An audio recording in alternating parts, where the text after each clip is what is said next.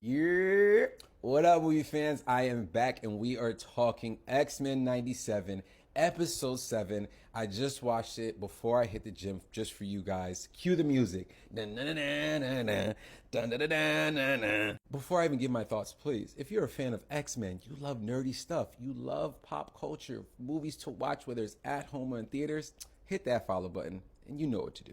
First, our reaction after watching this episode. I loved it. Why? Because this was what you call, in my opinion, a filler episode, if you will. Side quest, just a little bit over the larger narrative. And this is one of those times where animation is so clutch for stuff like this, because even though it was a side quest, there was so much value to learn in certain characters in this world in this episode. You could say this is heavy Nightcrawler, like heavily Nightcrawler, and I love every moment of it. Why? Nightcrawler has never done enough justice when it comes to the movies, in my opinion. First and foremost, they always show the good stuff about him, his suit, the costume, the powers, but the backstory. In the movies, one of the biggest mistakes on this earth is you had Mystique and Nightcrawler talk and not acknowledge that they're mother and son.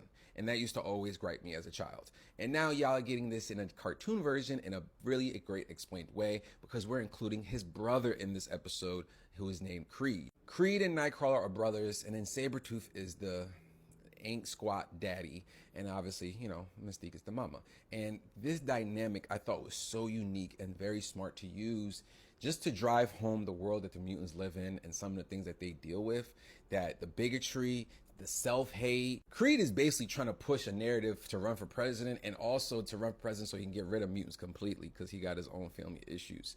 And with doing that, he is then kidnapped by some of Magneto's followers, which I love so much. The Magnifiers, I think they called them.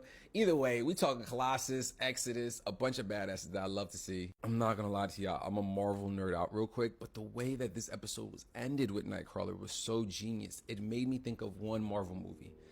Captain America Civil War. Y'all not gonna tell me when Nightcrawler's choking him in the snow, you did think of T'Challa. Tell me you did not. And the reason why, to connect this all together, it's something that speaks to T'Challa's character and Nightcrawler's character. They're characters that don't believe in revenge.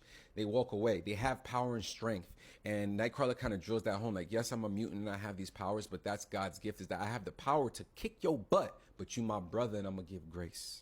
And they left y'all on the cliffhanger. Obviously, we're gonna get to this. I feel like this part of the season is the overarching point that we are getting to.